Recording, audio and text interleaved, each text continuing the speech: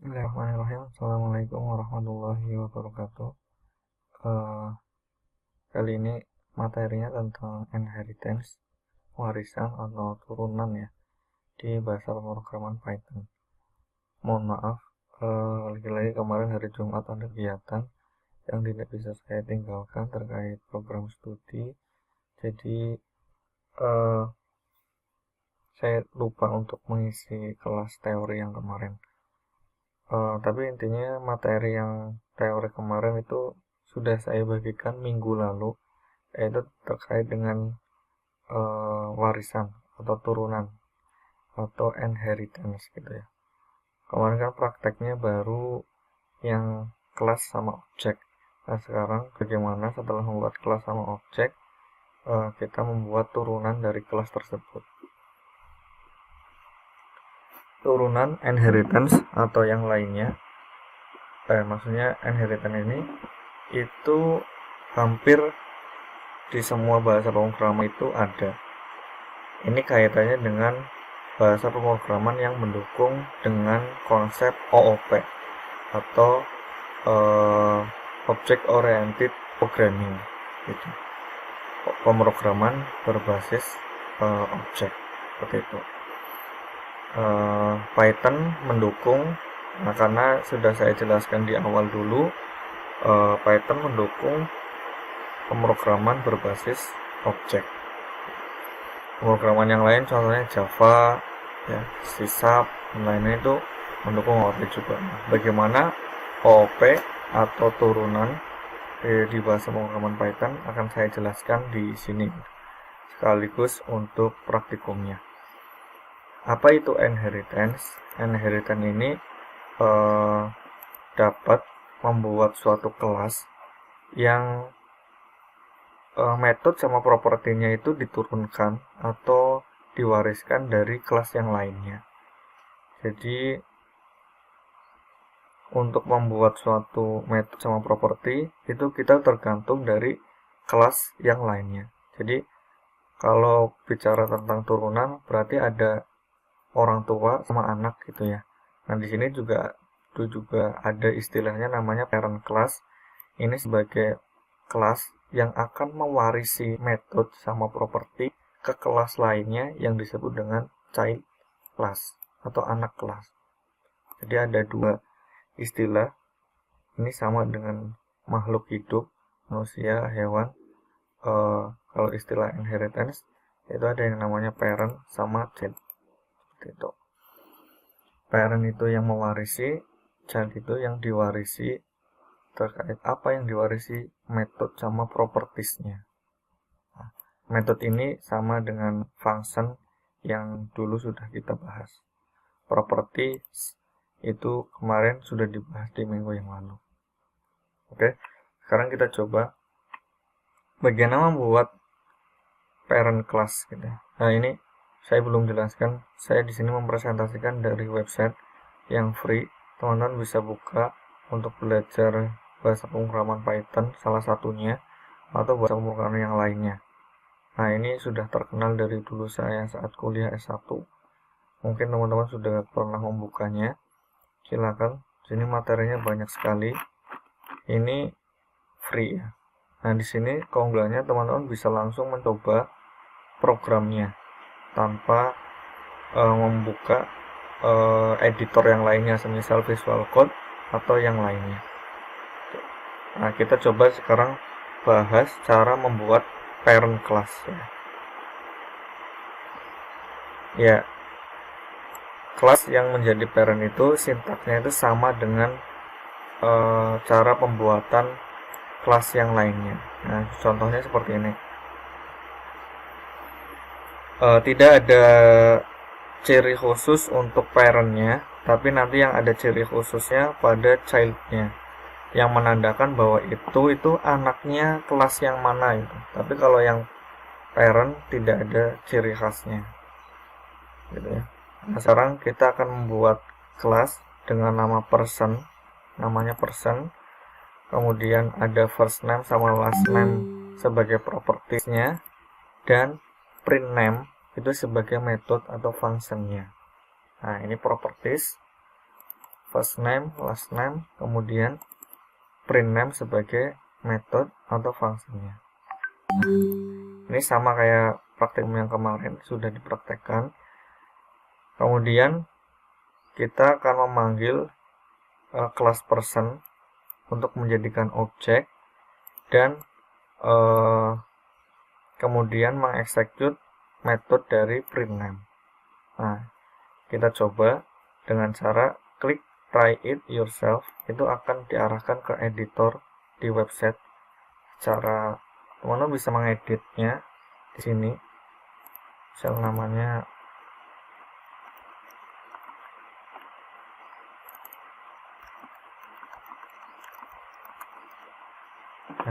ini create class person, ini propertiesnya, kemudian ini metode atau fungsinya, kemudian kita panggil person sebagai objek di salah satu variabel, kemudian kita coba jalankan metodenya untuk mencetak nama depan sama nama belakang. Kita coba running.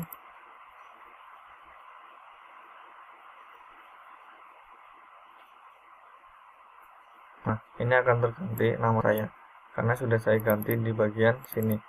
Ini menandakan ke first name person, kelas person. Karena di sini teman-teman sudah masih ingat tentang parameter dari fungsi. Ini isiannya Wiga ke first name sama Wiga mau mana BHP. Oke. Balik lagi ke sini.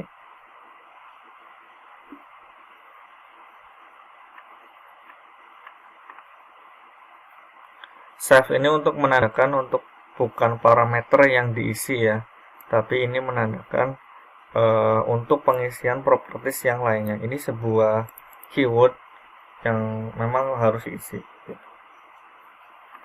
Oke, itu parent class. Kemarin juga sudah dipraktekkan yang ini. Jadi tidak ada ciri khusus. Nah, sekarang kita coba ke bagaimana cara membuat child class, anak dari kelas. Nah, di sini ada ciri khususnya.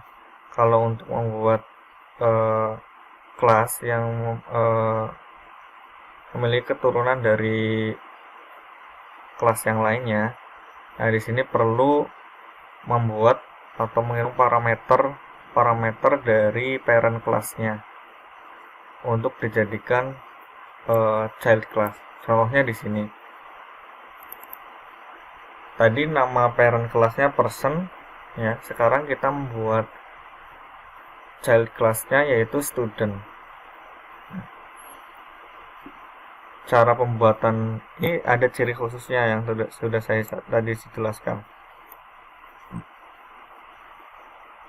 Ini nama anak kelasnya dan ini ciri khususnya bahwa kelas student itu turunan atau diwarisi dari kelas person. Nah, ini ciri khas dari child class. Kalau nanti membuat child class lagi, berarti misal kelas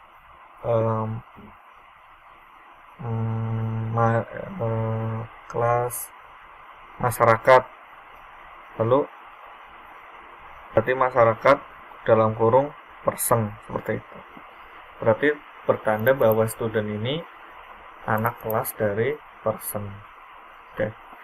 Apa maksudnya pas? Di sini ada keterangan pas itu keyword ketika tidak akan melakukan atau penambahan apapun properties atau metode dari kelas tersebut. Jadi sekarang kelas student itu memiliki properties dan metode yang sama dengan person class. Seperti itu. Oke. Nah, ini baru cara pembuatan kelasnya. Nah, sama untuk apa namanya, cara pemanggilannya kita sama dengan pembuatan objek pada parent class.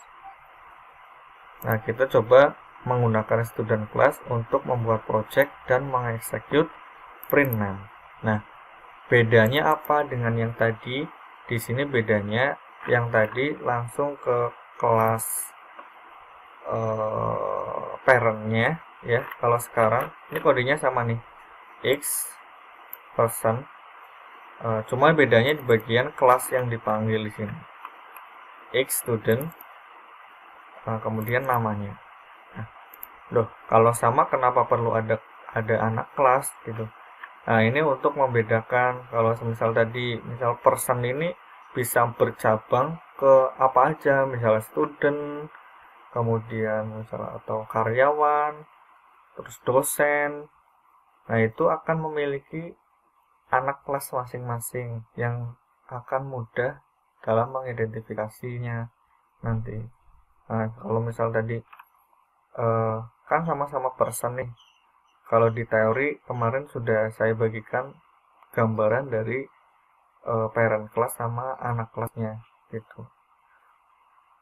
Jadi student kan bagian dari person. Nah, jadi uh, untuk memahaminya seperti itu. Kenapa perlu adanya kelas? Kalau kita coba di sini, ya, bedanya tadi dengan yang ini itu langsung dari parent class-nya. Kalau yang ini ada parent class, ada child class. Nah, ini hasilnya akan sama kayak yang tadi. Itu bedanya. Nah, coba kita saya coba buat anak kelas yang lain. Misal kelas karyawan, sorry, lektor aja, lektor dari person, kemudian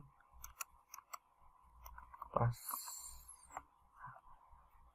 kita panggil y sama dengan lektor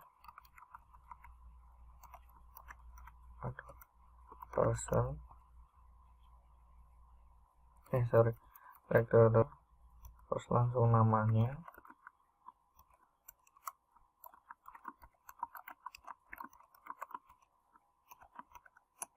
kemudian kita print name. Nah, coba apakah ada yang error? Nah, ini nggak ada yang error.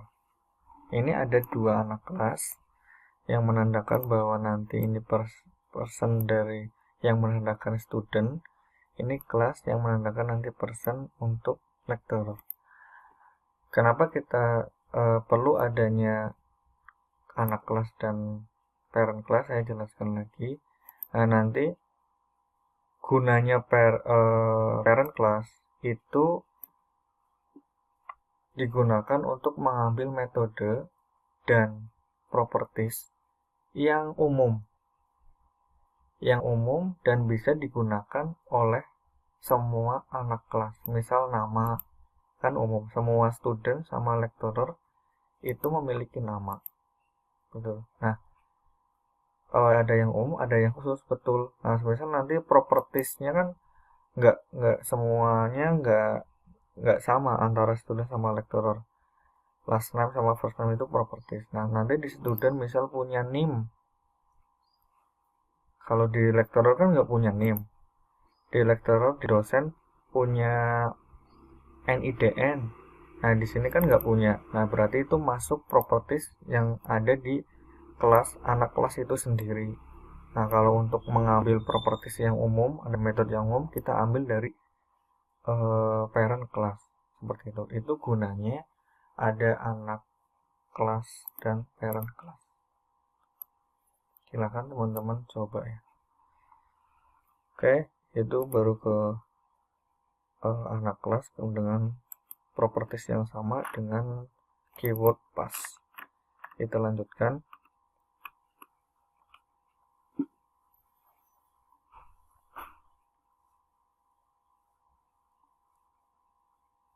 Oke, kita akan menambahkan sebuah function ya dengan keyword init ya.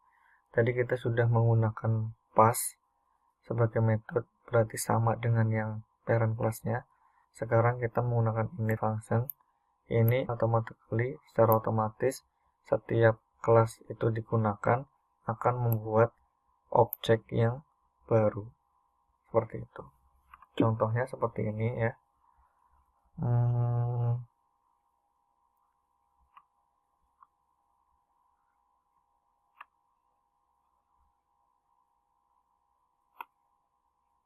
Ketika kamu menggunakan function init, berarti anak kelasnya itu akan diturunkan itu sama dengan function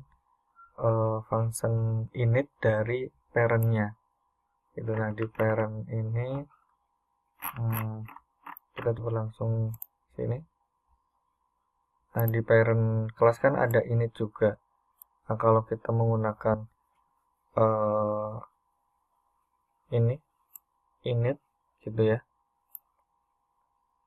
itu otomatis kelas anak kelas itu sama dengan isi dari function init yang ada di parent class. Kalau tadi kan dengan class itu semua function sama semua properties sama dengan ada di parent class. Kalau ini spesifik lagi ke hanya ke init functionnya gitu.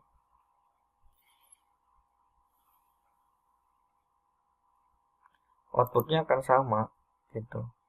Nah kita nanti akan terlihat perbedaan atau fungsinya ketika isi dari kelas parentnya itu banyak. Kemudian kita coba gunakan function yang lain, yaitu support.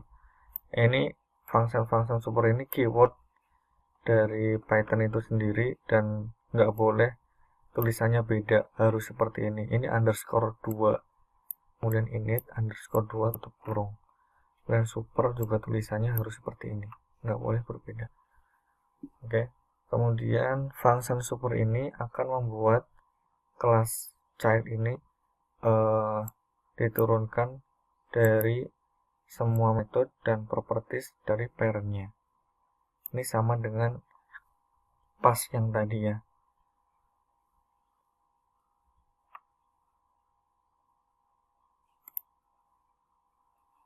Ini sama dengan pass yang tadi. Nah, perbedaannya mungkin di pada bagian sini. Ketika kita ingin menambahkan properties baru, itu bisa menggunakan kalau hanya menggunakan pass itu nggak bisa. Kita harus menggunakan function init sama super. Nah, ini yang menandakan bahwa ciri khas dari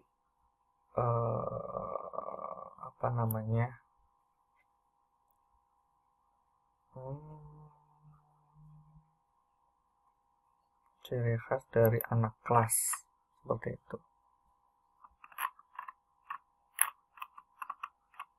Gitu ya.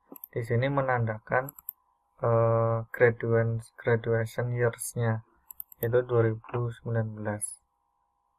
Gitu. Di sini yang baru di print itu print x dot graduation year baru 2019. Kalau ditambah x dot print name.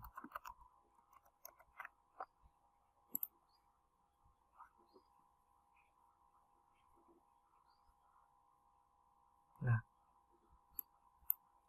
itu akan memiliki output yang berbeda.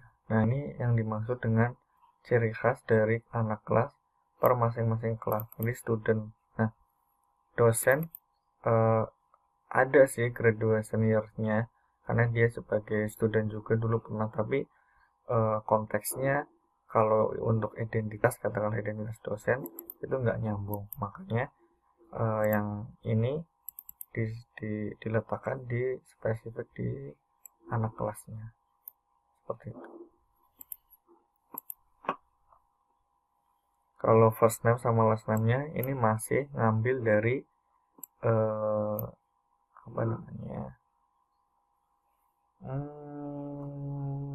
parent class. Nah, kita coba ya, membuat kelas dengan nama vector. Misal ini apa ya,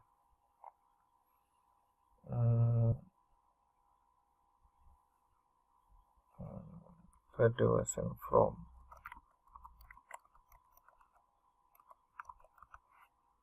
So,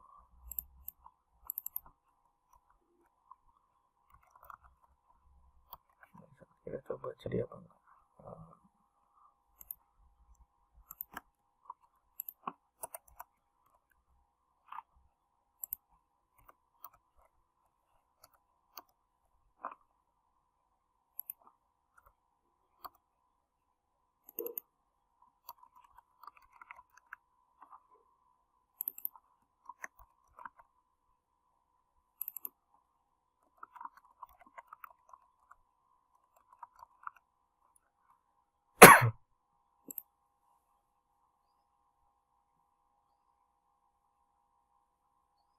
Nah, ini kita memiliki dua anak kelas dengan properties. Ada sedikit perbedaan. Kita menambahkan properties khusus untuk student dan properties khusus untuk dosen. Outputnya seperti ini, gitu ya. Ini menjelaskan secara jelas lagi bahwa fungsi dari anak kelas dan apa namanya, parent class itu seperti ini. Oke, kemudian kita juga bisa menambahkan cara penambahan apa namanya, parameter tahunnya kayak tadi, itu langsung di pada bagian parameter sini dengan menggunakan parameter ya. Outputnya sama, cuma cara pemanggilannya aja yang berbeda. Sama, kita membuat objek graduation year, tapi isinya dari variabel yang atas, parameter. Nah, cara pemanggilannya aja yang berbeda di sini. Kalau tadi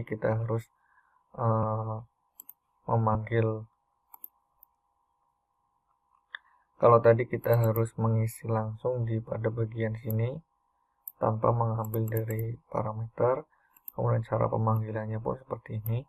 Kalau sekarang ini berasal dari parameter, isian dari graduation year-nya. Oke, ini kalau mau dicoba kayak tadi, membuat kelas yang baru. Kemudian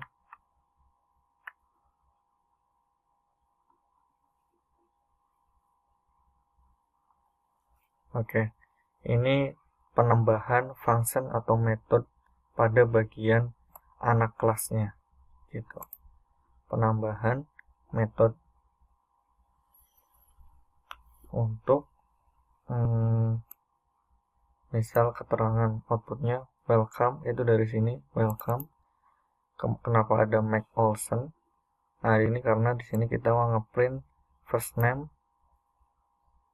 Mac, kemudian self.last name untuk Olsen-nya, to the class of gradient, to the class of, kemudian isian parameter 2019. Ini penambahan function atau method pada bagian anak kelasnya, seperti itu. Cara pemanggilannya sama kayak tadi, cuma di sini kita perlu mempercantik dengan cara mencetak dari function atau parameter dari anak kelas. Oke, mungkin itu materi untuk kali ini, praktikum kali ini. Mohon maaf, tidak secara live, tapi sudah saya praktekkan dengan melalui video ini ya. Terima kasih. Semoga teman-teman paham. Nanti kalau ada yang pengen didiskusikan, silakan didiskusikan. Terima kasih. Wassalamualaikum warahmatullahi wabarakatuh.